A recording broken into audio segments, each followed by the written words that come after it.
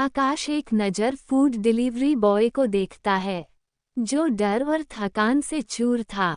उसके माथे पर पसीने की बूंदें थी। उसे देखकर ही पता चल रहा था कि उसे आराम की सख्त जरूरत है। आकाश कुछ सोचते हुए बोला, पैसे देकर इससे खाना ले लो। आकाश के कहने पर गार्ड्स डिलीवरी बॉय को पैसे देता है और उन बैग्स को आकाश को दे देता है। आकाश बैग्स लेकर अपने मन में सोचते हुए, हो सकता है उन चारों में किसी ने इसे मंगाया हो। यही सोचते हुए वो अंदर आ गया, जहां इसे सोम, आदि और अमन मिल गए। Flashback and. आकाश खाना खाते हुए अपने ख्यालों में खोया था। वो अपने मन में बोला, अगर इन लोगों ने उसे नहीं मंगवाया तो फिर कौन होगा। तभी उसे आदि की आवाज़ सुनाई देती है, जिसे सुन आकाश खाने की बात से अपना ध्यान हटा आदि की बातें सुनने लगता है। खाना खाने के बाद सब अपने अपने कमरे में चले जाते हैं। वहीं दूसरी तरफ गेस्ट रूम में रेशमा और शालू गुस्से में कमरे में टहल रही थी। तभी रेशम गुस्सा करते हुए बोली, ये फूड डिलीवरी वाला अब तक क्यों नहीं आया? मेरी भूख से जान निकली जा रही है। इतना कहकर वो अपना पेट पकड़ लेती है। रेशमा को ऐसे करते देख शालू बोलती है, मुझे कैसे पता होगा? रेशमा कहती है, तो होटल कॉल करके पता करो ना। शालू कॉल करती है। थोड़ी देर बात करने के बाद उसे चेहरे पर परेशानी दिखाने लगती है। तभी रेशम अपना पेट पकड़े कहती है, क्या हुआ? शालू कहती है, वो कह रहे हैं उन्होंने हमारा खाना डिलीवर कर दिया है। जिसे सुन रेशम गुस्सा करते हुए कहती है, व्हाट द फक, ऐसे वो किसी को भी कुछ भी देकर जा सकते हैं? उन्हें एक बार हमें कॉल करके बताना चाहिए था। जिस पर शालू कुछ नहीं कहती। कुछ देर तक सोचने के बाद रेशम कहती है, तुम एक काम करो, दोबारा से कुछ ऑर्डर कर दो और हाँ, उन्हें जल्दी आने को कहना। तभी शालू कुछ ऐसा कहती है जिसे सुनकर रेशमा के होश उड़ जाते हैं। रेशमा अपनी आंखें बड़ी बड़ी करके शालू को देख रही थी। तभी रेशम की आंखों में चमक आ गई। वो बोली, यू आर ग्रेट शालू, अब तो आकाश और आदि पक्का हमारे होंगे। फिर दोनों हंसने लगती है। वही दूसरी ओर आकाश बेड पर लेटा था। वही अमन बेड के बगल में मुंह बनाए खड़ा था। उसके हाथ में एक पिलो था जिसे वो अपने सीने से लगाकर खड़ा आकाश को आस भरी भरी नजरों से देख रहा था। दरअसल हुआ ये था कि आकाश और अमन दोनों एक ही बेड में सोने वाले थे, लेकिन अमन की हरकतों को देखकर आकाश ने उसे लात मारकर बेड से नीचे गिरा दिया था। उसी के साथ अमन को पिलो फेंककर मारते हुए बोला, जाकर सोफे पर सो। बस तभी से अमन उसे ऐसे ही घूर रहा था। अमन मुंह बनाकर बोला, व्हाट इज दिस ब्रो, आप मेरे साथ ऐसा कैसे कर सकते हैं? मैं उसमें कैसे सो सकता हूँ? वो छोटा है। आकाश, जो अपनी आंख बंद किए लेटा था, वो बोला, ठीक है फिर जमीन पर सो जाओ। अब तो अमन की हैरानी का ठिकाना नहीं था। वो रोनी सूरत बनाकर बोला, ये सच में मेरे भाई है ना? अमन की बात सुन आकाश थोड़ी कड़क आवाज में कहता है, अगर तुम्हें प्रॉब्लम है तो यहाँ से जा सकते हो। जाने की बात सुनते ही अमन अपनी बत्ती सी दिखाते हुए बोला, अरे इसकी क्या जरूरत है, मैं जाकर सोफे पर सोता हूँ ना। ओक भी गुड नाइट, शुभ रात्रि। इतना कहकर अमन जल्दी से आकाश के पास रखा ब्लैंकेट उठाकर सोफे पर जाकर लेट गया और खुद को पूरी तरह से ब्लैंकेट से कवर कर लिया। अमन को देखकर आकाश नागवारी से अपना सर हिलाकर दोबारा से सो जाता है। रात में 12 बजे रूही आराम से अपने कमरे में अपने पैर पसारकर सो रही थी। उसके बगल में एक डोरेमोन का बसा सा टेडी था और दूसरी तरफ एक पिंक कलर का टेडी बियर था और दोनों के बीच में रूही बिल्ली के बच्चे की तरह सो रही थी, जिसने पिंक कलर का नाइट सूट पहना था। कमरे में अंधेरा था, केवल खिड़की से चांद की रोशनी कमर में आ रही थी। तभी रूही के बालकनी का दरवाजा खुला जहां से एक काली परछाई धीमे कदमों से कमरे में अंदर बढ़ रही थी। वो दिखने में बेहद डरावनी लग रही थी। उसका चेहरा काले कपड़े से ढका हुआ था और उसने अपने एक हाथ में कुछ पकड़ रखा था। रूही के बेड की तरफ बढ़ रहा था। वो जाकर बेड से थोड़ी दूरी पर खड़ा हो गया और इंटेंस नज़रों से रूही को देखने लगा। रूही जो इन सब से बेखबर थी, वो बस अपनी नींद में ही मुस्कुराए जा रही थी। उसको ऐसे मुस्कुराते देख सामने खड़े शख्स के चेहरे पर भी मुस्कान आ गई। वो रूही को देखते हुए धीमे से बोला, मेरी रातों की नींद उड़ाकर तुम यहाँ चैन से सो रही हो। It's not good baby. इतना कहकर वो आदमी रूही के ऊपर चढ़ने लगता है। वही रूही को जब अपने ऊपर भार महसूस होता है तो वो अपनी आधी आंखें खोलकर सामने देखती है और सामने देखते ही उसकी आंखें हैरानी से बड़ी हो जाती है। वही शालू और रेशमा इस वक्त आकाश जिस रूम में रुका था उसके बाहर खड़ी थी। दोनों को देखकर लग रहा था जैसे वो कोई प्लान बना रही हो। शालू अंदर कमरे में झांकने की कोशिश कर रही थी कि तभी पीछे से रेशमा उसके कंधे पर हाथ रख देती है, जिसके ऐसा करते ही शालू डर के मारे अपनी जगह पर उचटने लगी। जैसे उसके कंधे पर रेशमा ने ना हाथ रखकर कोई भूत ने अपना हाथ रख दिया हो। शालू की ऐसी हरकत देखकर रेशमा पहले अपना सर पीटती है, फिर गुस्से करते हुए शालू से कहती है, ये क्या बंदरियों जैसे उचक रही हो। अगर किसी ने सुन लिया या हमें यहाँ देख लिया तो हमारी खैर नहीं समझी। रेशमा की बात पर शालू भी उस पर गुस्सा करते हुए कहती है, तुम पागल हो क्या? अगर मुझे ऐसे डराओगे तो क्या मैं गाना गाऊंगी? दोनों दरवाजे के पास खड़ी होकर ही झगड़ने लगी थी। वही दरवाजे के दूसरी तरफ कोई अपने कान लगाकर उनकी बातें सुनकर हंस रहा था। ये कोई और नहीं, अमन था। सोफे में सोने की वजह से अमन को नींद नहीं आ रही थी, इसलिए वो कमरे से बाहर जाने के लिए दरवाजे पास जा रहा था कि उसे दरवाजे पास किसी की आहट सुनाई दी। इसलिए वो वही दरवाजे पास अपने कान लगाकर उनकी बातें सुनने लगा। उसे उन दोनों पागलों पर हंसी आ रही थी, लेकिन वो अपने मुंह पर हाथ लगाकर अपनी हंसी को रोके था। वो उन दोनों की बातें सुन रहा था। शालू और रेशमा की बातें सुनकर अमन खड़ा हुआ और अपनी कमर पर अपने दोनों हाथ रखकर खुद से बोला, अच्छा तो ये दोनों चुड़ैलें यहाँ पर बिग ब्रो और ब्रदर के लिए आई है।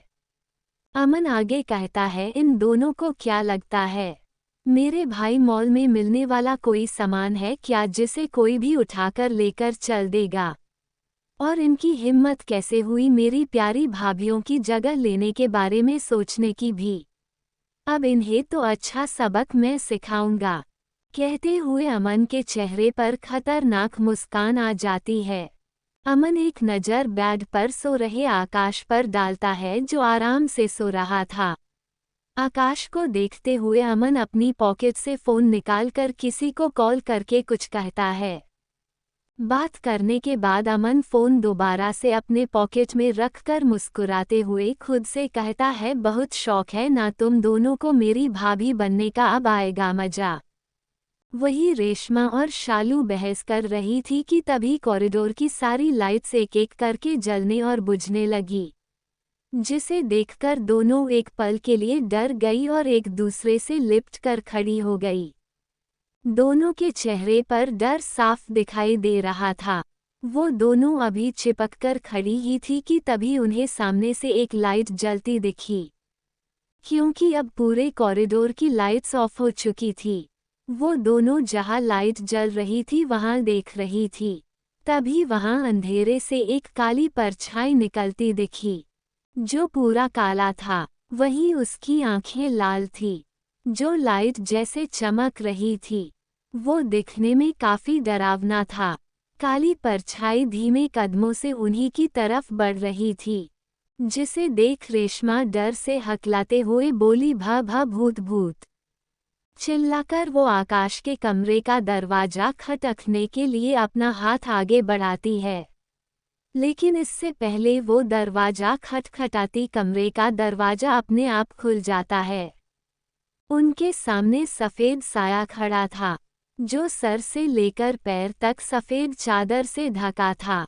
उसने चादर से ऊपर ही अपनी आंखों पर काले रंग का चश्मा लगा रखा था। इससे पहले रेशमा कुछ बोलती, वो सफेद साया अपने दोनों हाथ ऊपर उठाकर उन दोनों को मारने के लिए आगे की ओर बढ़ता है, जिसे देखते ही दोनों अपने अपने कानों पर डर के मारे हाथ रख लेती है और दोनों वहां से ऐसे गायब होती है जैसे गधे के सर से सींग।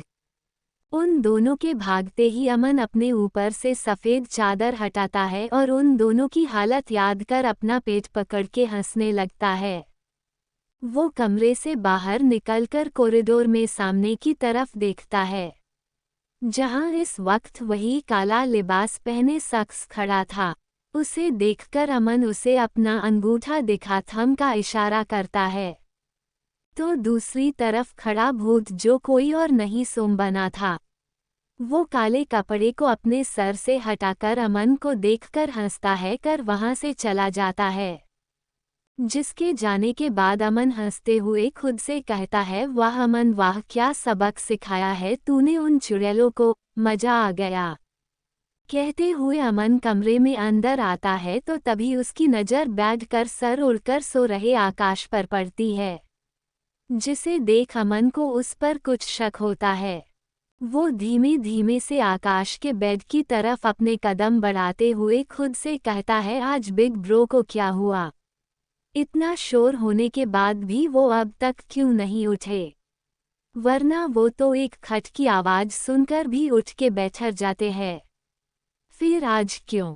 सोचते हुए अमन जाकर बेड की बगल से खड़ा हो जाता है और आकाश को कुछ देर देखने के बाद झटके से उसके ऊपर से ब्लैंकेट को हटा देता है।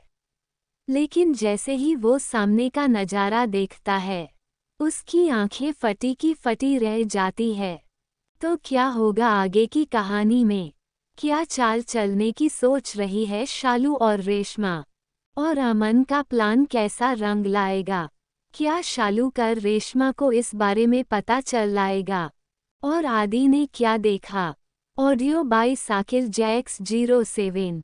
तुम्हें किस करना नहीं आता, मैं तुम्हें सिखा दूंगा। रोमांस। आज बिग ब्रो को क्या हुआ? इतना शोर होने के बाद भी वो अब तक क्यों नहीं उठे? वरना वो तो एक खट की आवाज़ सुनकर भी उठ के बैठ जाते हैं। फिर आज क्यों? सोचते हुए अमन जाकर बेड की बगल से खड़ा हो जाता है और आकाश को कुछ देर देखने के बाद झटके से उसके ऊपर से ब्लैंकेट को हटा देता है। लेकिन जैसे ही वो सामने का नज़ारा देखता है, उसकी आंखें फटी की फटी रह जाती है। दरअसल अमन ने जिसे ही बेड पर से ब्लैंकेट हटाकर आकाश को देखा तो आकाश आराम से अपने कानों में हेडफोन लगा कर सोया था, जिसे देख अमन का मुंह खुला रह गया। वो झल्लाते हुए बोला, व्हाट इज दिस ब्रो, आप मेरे साथ ऐसा कैसे कर सकते हैं?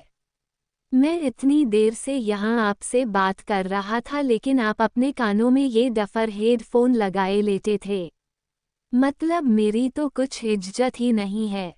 यहाँ अमन बोले जा रहा था, वही आकाश को तो जैसे इन सब से कोई फर्क ही नहीं पड़ रहा था, जिससे गुस्सा होकर अमन आकाश के कान से उसके हेडफोन निकालकर साइड में रख देता है। अमन के ऐसा करने से आकाश की नींद खुल गई। वो गुस्से में अमन को देखने लगा। तभी अमन चिढ़ते हुए बोला, ये देखो यहाँ मैंने इनकी इज्जत बचा ली और ये है कि मुझे ही घूर रहे हैं। अमन की बात सुनकर आकाश उसे अपनी आंखें छोटी करके घूरता है, फिर कहता है, क्या मतलब है तुम्हारा? जिस पर अमन अपनी कमर पर दोनों हाथ रख थोड़ी ऊंची आवाज में बोला, हाँ आई थी वो चुड़ैल आपका चीर हरण करने, वो तो मैं यहाँ पर था इसलिए बच गए आप, वरना भाभी को तो क्या किसी को भी अपना मुंह दिखाने लायक नहीं रहते। अमन की बातें सुनकर आकाश उसे खा जाने वाली नज़रों से देखता है तो आकाश जल्दी से अपने दांत दिखाते हुए वहां से भाग जाता है। वही अब आकाश की नींद उड़ चुकी थी। वो बिस्तर पर बैठकर सोचने लगा, क्या शालू यहाँ आई थी? अगर वानी ने उसे यहाँ आते हुए देख लिए होता तो बस फिर था। इतना सोचते ही आकाश की आंखें गुस्से से लाल हो गई। वो खुद से बोला, मैंने सोचा था तुम अब अपनी चालें चलना बंद कर दोगी, लेकिन तुम नहीं सुधरी। लेकिन अब इसके आगे तुम्हारे साथ जो होगा उसकी जिम्मेदार तुम खुद होगी। इतना कहकर वो खड़ा हुआ और कमरे से बाहर जाने लगा। आकाश दरवाजे पास पहुंचा ही था कि पीछे से अमन उसे आवाज देकर रोकते हुए पूछता है, बिग ब्रो अब आप इतनी रात को कहाँ जा रहे हैं? जिस पर आकाश बिना पीछे पलटे कहता है, चुपचाप जाकर सो जाओ और अगर इस बारे में किसी को बताया तो। आकाश अपनी बात को अधूरा छोड़कर वहां से चला गया। अमन अभी भी दरवाजे की तरफ देख रहा था। वो अपना सर खुजलाते हुए बोला, उन्हें इतनी रात को कौन सा काम आ गया? फिर अपना सर झटक कर खुद बोला, हो मुझे क्या? फिर बेड की तरफ देखकर अपने हाथ मलते हुए आगे कहता है, मुझे तो बस आराम से बेड में सोने से मतलब है। इतना कहते ही अमन अपने दोनों हाथ फैलाकर बेड पर औंधे मुंह लेट जाता है। उसके चेहरे को देखकर लग रहा था जैसे उसे सोने के लिए बेड न मिलकर जन्नत मिल गई हो। वहीं दूसरी ओर रूही को जब अपने ऊपर भारीपन का एहसास हुआ तब जाकर उसने अपनी आंखें खोली। वो अभी सामने देख रहा था, जिसे देख रूही जोर से चिल्लाने वाली थी। लेकिन रूही के चिल्लाने से पहले ही उस आदमी ने रूही के होठों पर अपने होठ रख दिए। ऐसा करते ही रूही की आंखें हैरानी से बड़ी हो गई और वो उस आदमी के सीने पर घूंसे बरसाने लगी। वो अभी उसे मार ही रही थी कि तभी उसके होठों पर दर्द होता है। उसने रूही के लिप्स पर काट दिया था। फिर वो अपना सर उठाकर रूही को देखता है। रूही भी उसे गुस्से में घूर रही थी। वो धीमी लेकिन गुस्से भरी आवाज में बोली, क्यों आए हो यहाँ? मैंने मना किया था, जब तक वो चुड़ैल यहाँ से नहीं जाएगी तब तक मुझसे मिलने के बारे में सोचना तक नहीं।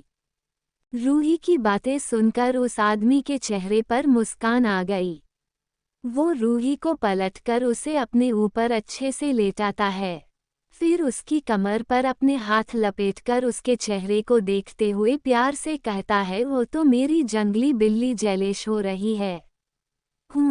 जिसे सुन रूही झेंपते हुए कहती है, पहली बात मैं कोई जंगली बिल्ली नहीं, तुम होगे बिल्ले, वो भी जंगली, और दूसरी बात मैं क्यों किसी से जलूंगी?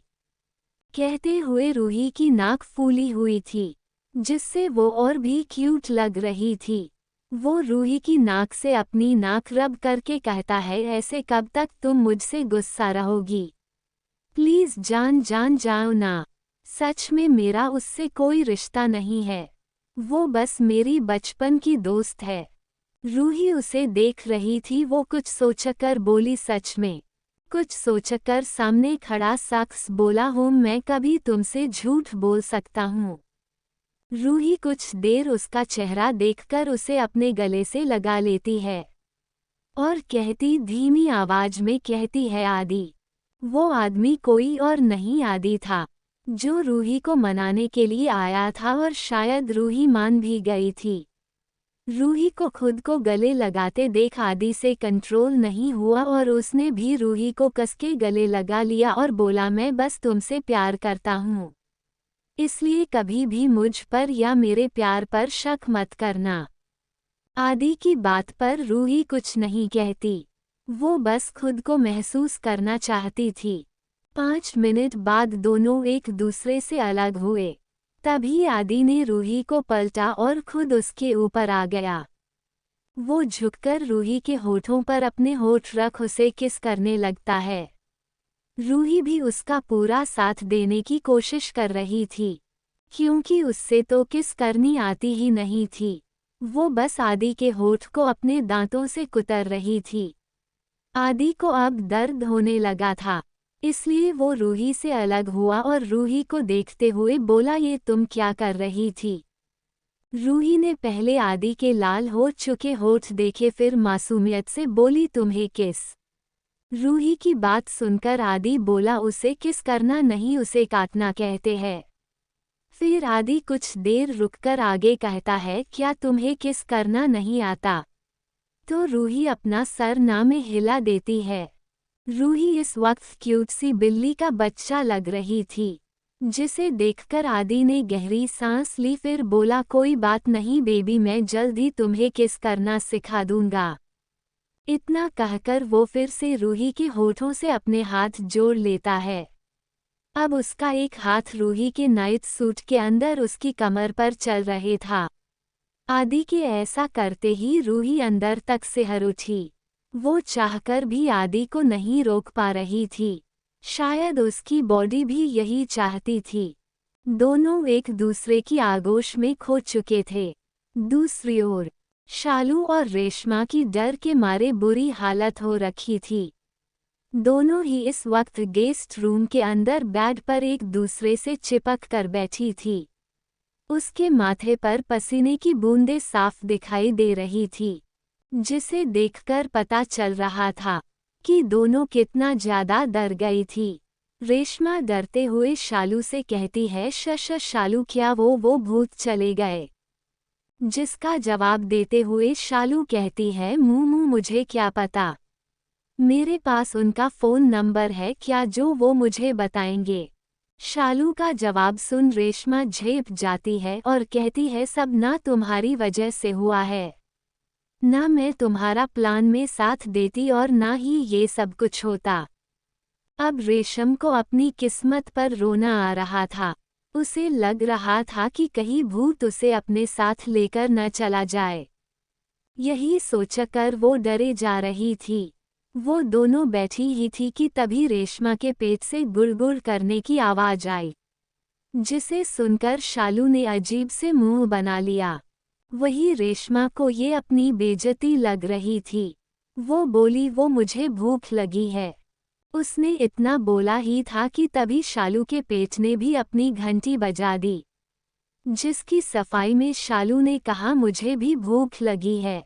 अब दोनों को उस फूड डिलीवरी वाले के ऊपर गुस्सा आ रहा था। अगर इस वक्त वो इनके सामने होता तो शायद ये दोनों उसका खून ही पी जाती। दोनों एक दूसरे को देखती है। तभी शालू कहती है, क्या किचन में चलकर कुछ खाए? जिस पर रेशमा फौरन से उसे मना करते हुए कहती है, तुम पागल हो गई हो क्या? देखा नहीं बाहर भूत घूम रहे हैं। कहीं ऐसा ना खाने के चक्कर में हम दोनों ही ना उनका खाना बन जाए। जिसे सुनकर शालू बोली, तू सही कह रही है, लेकिन अब हम क्या करें? क्या करें से क्या मतलब, चुपचाप से खाली पेट सो जाओ, बाकी का सुबह देखा जाएगा। शालू की बात खत्म होने से पहले ही रेशमा कहती है और बेड पर लेटकर खुद को ब्लैंकेट से कवर कर लेती है। वो दोनों जी इस वक्त किसी बेवकूफ़ से कम नहीं लग रही थी। दोनों ही डर के मारे भूखे सो गई थी। अगली सुबह सभी नीचे हॉल में बैठे थे, सिवाय आकाश के। वो कल रात से ही पैलेस वापस नहीं आया था। वानी सोफे पर बैठी थी। वही उसके साथ रूही, साक्षी, मीरा, अमन और आदि बैठे थे। और उन सभी की नज़र सामने डाइनिंग टेबल पर बैठी रेशमा और शालू पर थी, जो दोनों भूखड़ों की तरह खाना खा रही थी। जिन्हें ऐसा करते देख सब उन्हें घूर रहे थे। अमन उन्हें खाते हुए देख अपना मुंह बनाकर कहता है, ये दोनों ऐसे खाना क्यों खा रही है जैसे उन्हें जन्मों से खाने को ना मिला हो। अब इन लोगों को क्या पता कि इनका सारा खाना कल आकाश और सबने खा लिया था। अमन की बात पर हामी भरते हुए मीरा कहती है, अगर ऐसे ही चलता रहा ना तो दोनों किसी दिन फूलकर कद्दू हो जाएगी। मीरा की बात सुनकर वहां सभी हंसने लगते हैं, लेकिन वानी के चेहरे के इमोशन कुछ और थे, जैसे वो किसी गहरी सोच में डूबी हो। तभी उसके फ़ोन पर एक नोटिफिकेशन आता है, जिसे पढ़ते ही वानी का चेहरे के भाव बदल जाते हैं। तो आगे की कहानी में क्या होगा? आखिर कहाँ गया आकाश? और वानी क्या सोचकर परेशान है? वानी को किसका मैसेज आया था? क्या वो सभी मिलकर शालू और रेशमा को अपनी जिंदगी से निकाल पाएंगे? Audio by Sakir Jacks 07। अगर ऐसे ही चलता रहा ना तो दोनों किसी दिन फूलकर कद्दू हो जाएगी। मीरा की बात सुनकर वहां सभी हंसने लगते हैं, लेकिन वानी के चेहरे के इमोशन कुछ और थे, जैसे वो किसी गहरी सोच में डूबी हो। तभी उसके फोन पर एक नोटिफिकेशन आता है, जिसे पढ़ते ही वानी का चेहरे के भाव बदल जाते हैं। वानी अपने फोन को देख ही रही थी कि तभी रूही की आवाज से उसका ध्यान टूटा। वानी अपना सर उठाकर रूही की तरफ देखती है, तो रूही उसकी तरफ देखकर अपनी आंखों से इशारा करती है, जिसके मिलते ही रूही अपना सर हाँ में हिला देती है। अमन जी काफी देर से उन्हें ऑब्जर्व कर रहा था। वो अपनी ठुड्डी पर टैप करते हुए अपने मन बोला, ये दोनों भाभियां क्या प्लान कर रही है, हम पता लगाना पड़ेगा। अमन अभी सोच ही रहा था कि तभी उसका फोन बजा। अमन अपना फोन निकालकर देखता है। कॉलर इड में ग्रेनी फ्लैश हो रहा था, जिसे देखते ही अमन के चेहरे पर बड़ी वाली मुस्कान आ गई। वो कॉल उठाता है कि तभी फोन के दूसरी तरफ से ग्रेनी की आवाज आती है, कैसा है मेरा राजा बेटा? ग्रेनी की बात सुनते ही अमन का मुंह बन गया। वो बोला, आपका राजा बेटा? कौन सा राजा बेटा? अमन की ऐसी बातें सुनकर ग्रेनी समझते हुए बोली, क्या हुआ मेरे बच्चे, तुम इतना गुस्सा क्यों हो? अमन बोला, आपको पता है वो शालू और रेशमा यहाँ आई है? जिस पर ग्रेनी आराम से बोली, हाँ तो इसमें कौन सी बड़ी बात है, बल्कि हमने ही उन्हें वहां भेजा था। क्या आकाश ने आपको नहीं बताया? ग्रेनी की बात सुनकर अमन को झटका लगा। वो हैरानी भरे भाव से बोला, क्या आपने उन्हें यहाँ भेजा और भाई को इस बारे में पता भी है?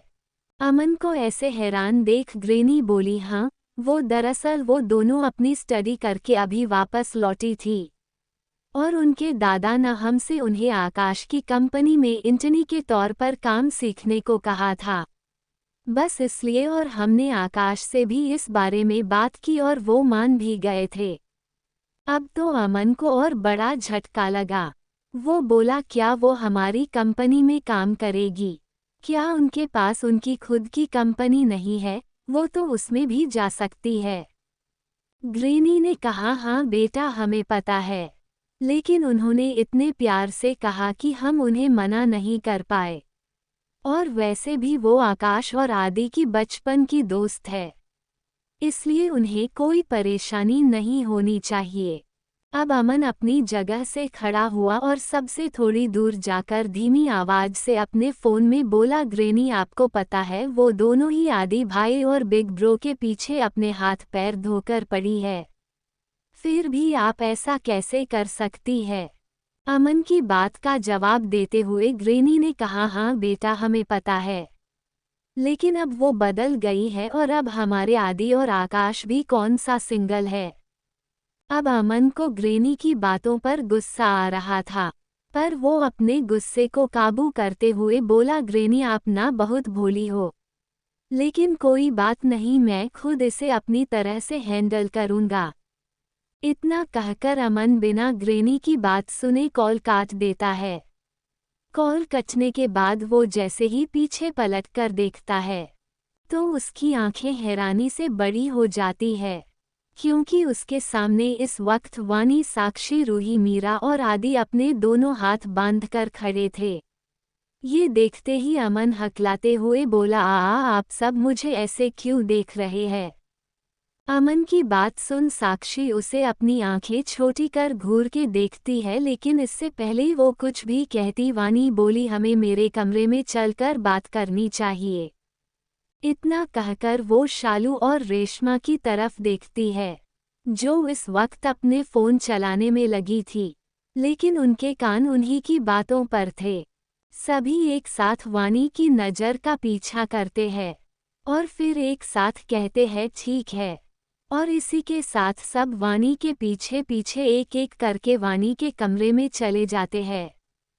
सबको एक साथ जाते देख शालू और रेशमा की भौहें सिकुड़ गई थी। तभी रेशमा कहती है, यार शालू, इन्हें देखकर मुझे ऐसा क्यों लग रहा है जैसे ये हमारे खिलाफ कुछ प्लान कर रही है। रेशमा की बात पर शालू भी अपना सर सहमति से हाँ में हिलाती है और कहती है, मुझे भी ऐसा ही लग रहा है। वही वानी के कमरे में वानी, साक्षी और मीरा बेड पर बैठी थी। वही आदि और रूही सोफे पर बैठे थे और अमन यहाँ से वहाँ टहल रहा था, जैसे वो किसी गहरी सोच में हो।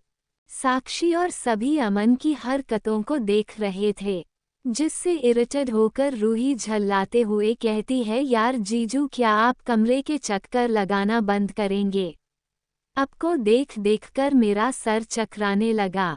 रूही की बात सुन अमन का मुंह बन गया और वो जाकर रूही के बगल में बैठ गया और बोला, क्या अब आप खुश से शाली साहिबा? जिस पर रूही अपने दांत दिखाकर मुस्कुरा देती है। वही आदि उसे ऐसा करते देख चिढ़ जाता है, क्योंकि रूही उसके साथ हमेशा झगड़ा करती रहती थी। तभी वानी अमन से बोली, दादी से कुछ पता चला? अमन बोला, हाँ। फिर उसके बाद वो अपनी और ग्रेनी के बीच हुई सारी बातें सबको बता देता है, जिसे सुनने के बाद साक्षी फौरन से कहती है, अब तो पैक हो गया, वो दोनों यहाँ भैया के लिए आई है। साक्षी की बात सुनकर रूही और वानी उसे खा जाने वाली नज़रों से घूरती है, जिसे देख साक्षी खिसियानी हंसी हंसने लगती है और कहती है, हे, मैं तो बस ऐसे ही बोल रही थी। तभी वानी बोली, तू आजकल कुछ ज्यादा ही नहीं बोलने लगी है। जिस पर साक्षी कुछ नहीं कहती। फिर उसके बाद सभी बैठकर कुछ प्लान बनाने लगते हैं। तो आगे की कहानी में क्या होगा? आखिर कहा गया आकाश? और क्या शालू और रेशमा अपने मकसद में कामयाब होगी? Audio by Sakir Jacks 07। दादी से कुछ पता चला? अमन बोला, हाँ। फिर उसके बाद वो अपनी और ग्रेनी के बीच हुई सारी बातें सबको बता देता है, जिसे सुनने के बाद साक्षी फौरन से कहती है, अब तो पैक हो गया, वो दोनों यहाँ भैया के लिए आई है। साक्षी की बात सुनकर रूही और वानी उसे खा जाने वाली नज़रों से घूरती है, जिसे देख साक्षी खिसियानी हंसी हंसने लगती है और कहती है, हे, मैं तो बस ऐसे ही बोल रही थी। तभी वानी बोली, तू आजकल कुछ ज्यादा ही नहीं बोलने लगी है। जिस पर साक्षी कुछ नहीं कहती। फिर उसके बाद सभी बैठकर कुछ प्लान बनाने लगते हैं। सभी यहाँ अपने अपने आइडिया दे रहे थे। वहीं दूसरी ओर रेशमा के शालू दोनों ही अपने प्लान को अंजाम देने की तैयारी में थी। दोनों फुल टिप टॉप रेडी होकर ऑफिस जा रही थी।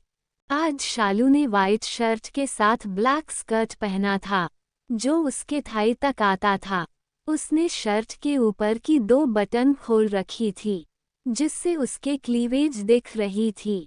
वहीं 5 इंच की हील्स के साथ मुंह पर मेकअप और बालों को खुला छोड़ रखा था, जिसमें वह बहुत हॉट लग रही थी। रेशमा ने ब्लैक कलर की ड्रेस पहन रखी थी। दोनों ही आज ऑफिस में अपने जलवे बिखारने के लिए तैयार थी।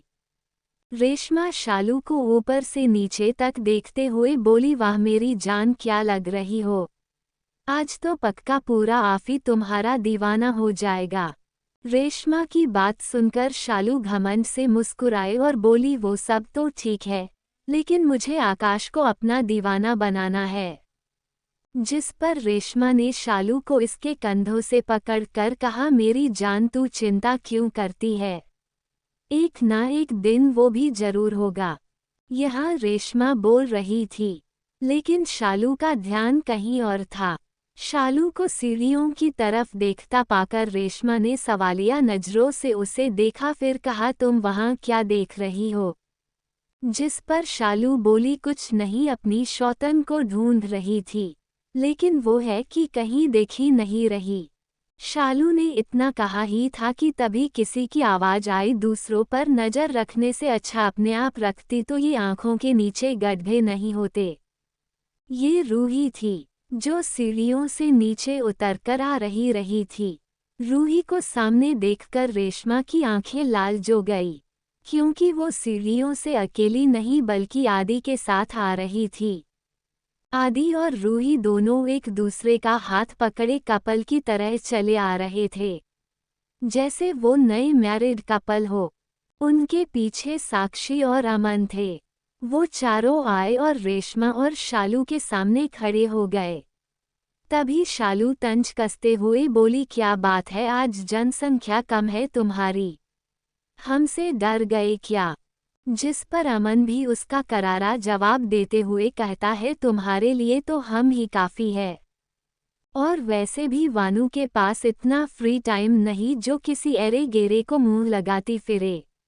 अमन की बात बात के बीच में ही साक्षी ने कहा, जिसे सुनकर शालू का पूरा चेहरा गुस्से से लाल हो गया। लेकिन वो कुछ नहीं बोली, क्योंकि वो जानती थी वो अकेली इनसे नहीं जीत पाएगी।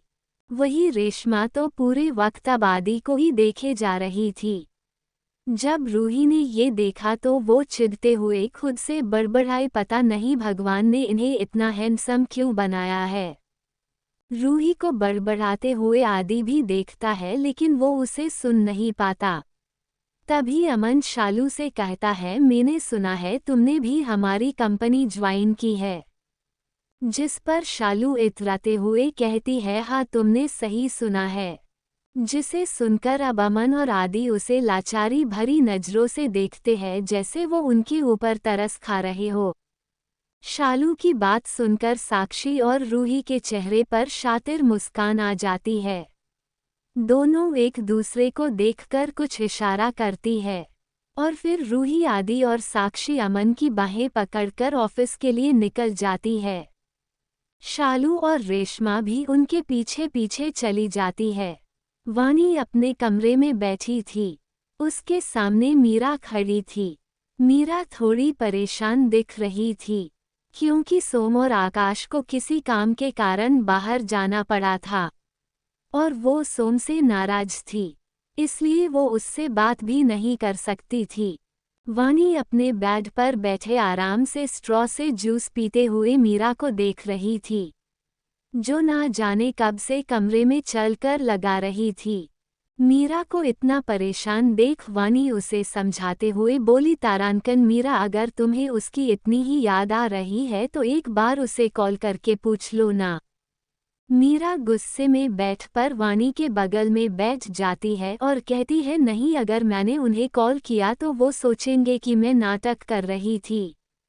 मीरा की बात सुनकर वानी कहती है, ठीक है, एक काम करते हैं, मैं सोम भाई को कॉल करती हूँ और तुम मेरे बगल में बैठकर उनकी बातें सुनना। वानी की बात सुनकर मीरा चहक उठी। वो बोली, ओक। वानी जल्दी से बगल में ड्रेसिंग पर रखा अपना फ़ोन उठाकर सोम को कॉल लगाती है। कुछ रिंग जाते ही सोम ने कॉल उठा लिया। Audio by Sakil Jacks 07। Office में अमन, साक्षी, रूही और आदि चारों ऑफिस पहुंच चुके थे, जिन्हें देख वहां का सारा स्टाफ उन्हें ग्रीट करता है। ठीक उनके पीछे ही शालू और रेशमा आ रही थी। जब उन्होंने ये देखा तो खुशी से झूम उठी, क्योंकि उन्हें लग रहा था सब लोग उन्हें ग्रीट कर रहे थे। दोनों के चेहरे पर जीत वाली मुस्कान थी। दोनों बड़े एटीट्यूड के साथ चलकर आगे आए और अमन और सबसे आगे निकलकर चली गई। जिन्हें जाते देख रूही मुंह बनाकर बोली, घमंड तो देखो जरा इन मेकअप की दुकानों का, अपने आप को यहाँ की मालकिन समझती है। तभी साक्षी रूही के कंधे पर हाथ रखकर जाती हुई शाली और रेशमा की देखकर कहती है, तुम चिंता मत करो, आज इनका ये घमंड भी टूट जाएगा। इसी के साथ साक्षी और रूही के चेहरे पर ईवल स्माइल आ गई। अमन और आदि पहले एक दूसरे को देखते हैं, फिर रूही और साक्षी को। दोनों को मुस्कुराते देख वो दोनों अपना सर नामे हिलाकर वहां से चले जाते हैं। आदि जाते हुए कहता है, इन लोगों से तो अब भगवान ही बचाए। वही रेशमा और शालू दोनों सीधे रिसेप्शनिस्ट के पास पहुंची। रेशमा ने थोड़े घमंड से कहा, hey you, where is the manager's cabin? Reshma की बात सुनकर रिसेप्शन में बैठी लड़की पहले तो दोनों को गुस्से में घूर कर देखती है, क्योंकि उन दोनों को देखकर कहीं से भी नहीं लग रहा था कि वो यहाँ काम करने आई है। रिसेप्शन पर बैठी लड़की, जिसका नाम प्रिया था, वो दोनों को देख अपने मन में बोली, पता नहीं कहाँ से ये जोकर उठकर चले आते हैं। प्रिया को कोई जवाब ना देते देख अब शालू ने गुस्से में कहा, आया डेफ, तुम्हें एक बार की बात सुनाई नहीं देता? हमने कुछ पूछा है। प्रिया को उनके ऊपर गुस्सा तो बहुत आ रहा था, लेकिन वो अपने गुस्से को दबा अपने चेहरे पर नकली मुस्कान ला बोली, आप मुझे बता सकती है आपको हमारे मैनेजर से किस लिए मिलना है? इससे पहले वो दोनों कुछ कहती, लैंडलाइन बजा। प्रिया दोनों को 1 मिनट का बोलकर कॉल उठाती है। वो जैसे जैसे बात सुन रही वैसे वैसे वो रेशमा और शालू को घूरती जा रही थी। इससे अनजान दोनों अपने अपने में लगी बातें कर रही थी। अब प्रिया थोड़े गुस्से में उन दोनों को देख रही थी। तभी अचानक से उसके चेहरे पर मुस्कान आ गई। वो कॉल पर कहती है, ओह मैम, आपका काम हो जाएगा। और इसी के साथ कॉल कट हो जाता है। अब प्रिया पहले तो दोनों को गुस्से में देखती है, लेकिन जैसे ही रेशमा और शालू ने उसकी तरफ देखा वो अचानक से मुस्कुराने लगी और फिर बोली, सॉरी मैम, मैंने आपको पहचाना नहीं। प्रिया की बात सुनकर दोनों के चेहरे का घमंड और ज्यादा बढ़ गया। तभी प्रिया आगे बोली, मेरी मैनेजर से बात हो चुकी है, चलिए मैं खुद आपको लेकर चलती हूँ। उसके बाद दोनों प्रिया के साथ चली गई। प्रिया उन दोनों को लेकर 4 फ्लोर पर चली गई। दोनों ही आज बड़ी खुश लग रही थी। आखिर उन्हें अपने क्रश के साथ काम करने का मौका जो मिला था। वही प्रिया दोनों की बातों से इरिटेड हो रही थी, क्योंकि राष्ट्र भर दोनों उससे आकाश और आदि के बारे में पूछे जा रही थी। तभी प्रिया जाकर उनकी डेस्क के सामने खड़ी हो गई और बोली, ये रही आपकी डेस्क, आपको यहाँ काम करना है। प्रिया की बात सुनते ही दोनों अपने चहकते चेहरे के साथ अपनी डेस्क की देखती है, लेकिन जैसे ही उन्होंने सामने देखा उनके होश उड़ गए। दोनों गुस्से में बोली, ये सब क्या है? तुम्हें क्या लगता है यहाँ काम करेंगे? दरअसल उन्हें न्यू इंटर्नी के तौर पर अपॉइंट किया गया था, जिन्हें परमानेंट के मुकाबले कम सुविधाएं थी। उन्हें एक डेस्क और उस पर कंप्यूटर के साथ कुछ और सामान मिला था, जो वहाँ बाकियों के पास भी था। वैसे तो वहाँ का डिज़ाइन और इंटीरियर बहुत अच्छा था, बाकी की कंपनियों के मुकाबले 10 गुना ज़्यादा। लेकिन रेशमा और शालू को ये सब देखकर गुस्सा आ रहा था, क्योंकि उन्हें लगा था कि उन्हें आकाश और आदि के केबिन में उनके साथ काम करने को मिलेगा। तभी शालू प्रिया के ऊपर गुस्सा करके बोली, तुम्हें क्या लगता है मैं यहाँ काम करूँगी? तुम्हें पता भी है मैं कौन हूँ? जिसका जवाब प्रिया थोड़े गुस्से में देती है, देखिए मैडम, आप जो भी है मुझे इससे कोई मतलब नहीं। मेरा काम था बताना और वो मैंने कर दिया। प्रिया खुद में बड़बड़ाकर आगे बोली, एक तो सिफारिश करके जॉब पाई और ऊपर से मुझे धौंस दिखा रही है। हुआ जिसे रेशमा सुन लेती है। वो प्रिया के ऊपर गुस्सा करके कहती है, तो बिच बहुत जवान चलती है ना तुम्हारी, मैं अभी आदि से कह के तुम्हें यहाँ से बाहर निकलवाती हूँ। लेकिन प्रिया को तो जैसे उसकी धमकी से कोई फर्क ही नहीं पड़ता। वो व्यंग्य भरी मुस्कान के साथ बोली, आपको लगता है आप मुझे ऐसी खोखली धमकी से डरा देंगी, तो ये आपकी भूल है। तो इसलिए अब मेरा और अपना दोनों का टाइम बर्बाद करना बंद करके अपना काम करिए। इतना कहकर वो वहां से जाने लगी, लेकिन तभी शालू ने उसका हाथ पकड़ लिया। वो गुस्से में अपने दांत पीसते हुए बोली, तुम दो कोड़ी की क्या चल रहा है यहाँ? इससे आगे वो कुछ बोल पाती कि तभी पीछे से किसी की रौबदार आवाज आई। सब पीछे पलटकर देखते हैं, जहाँ दरवाजे पर आदि खड़ा था। वो गुस्से में दिख रहा था। आदि को देखते ही रेशमा के चेहरे पर बड़ी वाली मुस्कान आ गई। वो जल्दी से भागते हुए आदि के पास आई और उसकी बाह पकड़कर मासूम बनते हुए बोली, देखो ना आदि, ये 2 कौड़ी की रिसेप्शनिस्ट हमसे कैसी बात कर रही है। आदि रेशमा से अपना हाथ छुड़ाकर पहले प्रिया को देखता है, फिर रेशमा को। वो कुछ सोचकर प्रिया से बोला, व्हाट इज दिस प्रिया?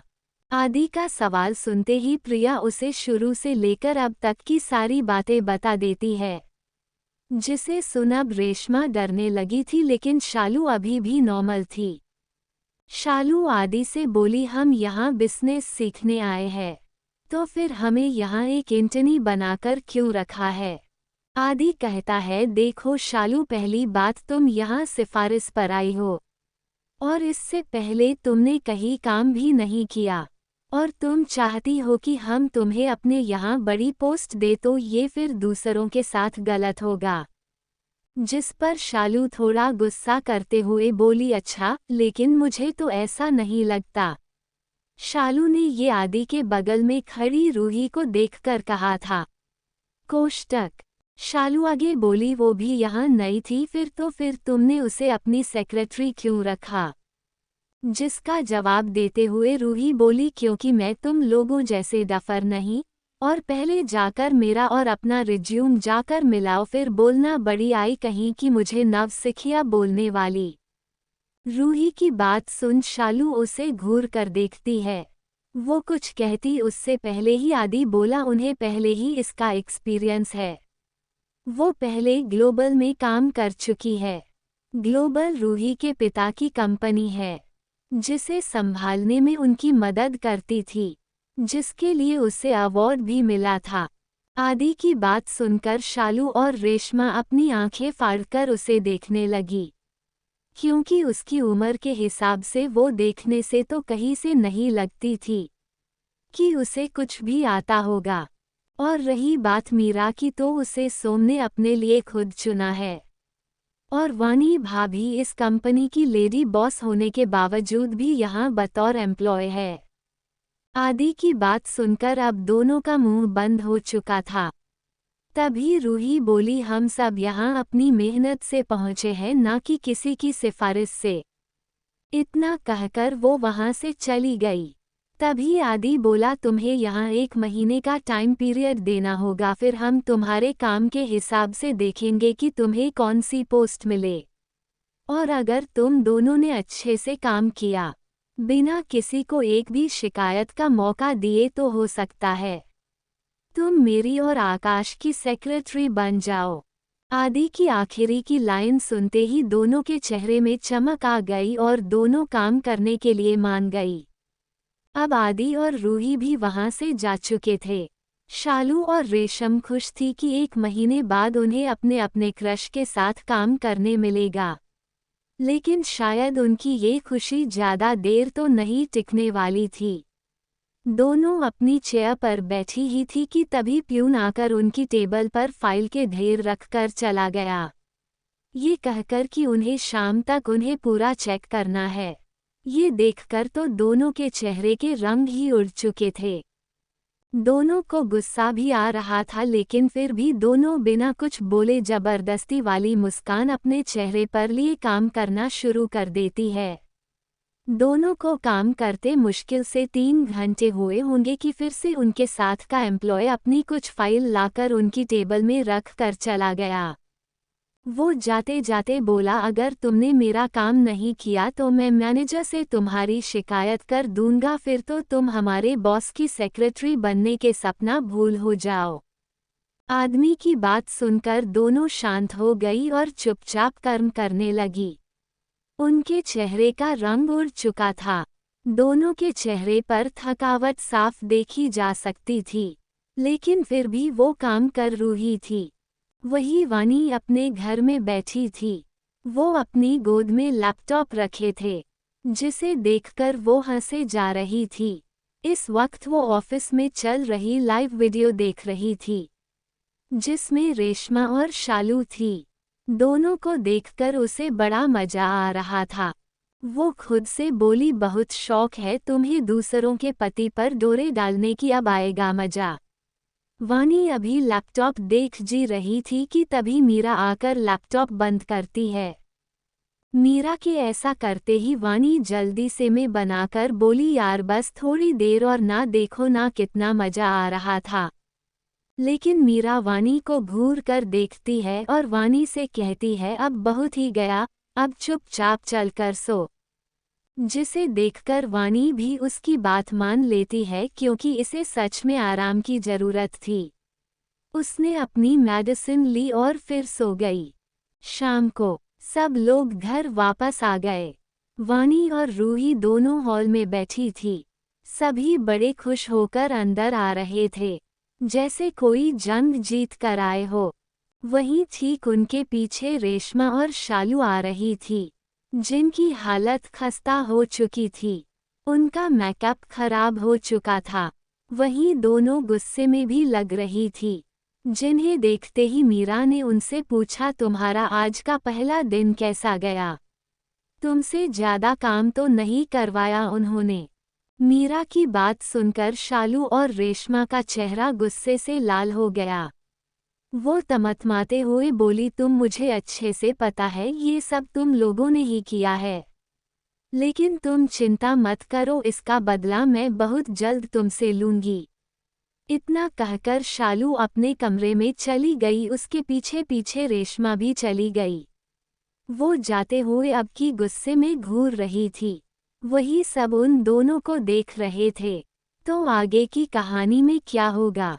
आखिर रिसेप्शनिस्ट को किसका कॉल आया था? और रेशमा और शालू क्या करेगी? क्या होगी अगली चाल?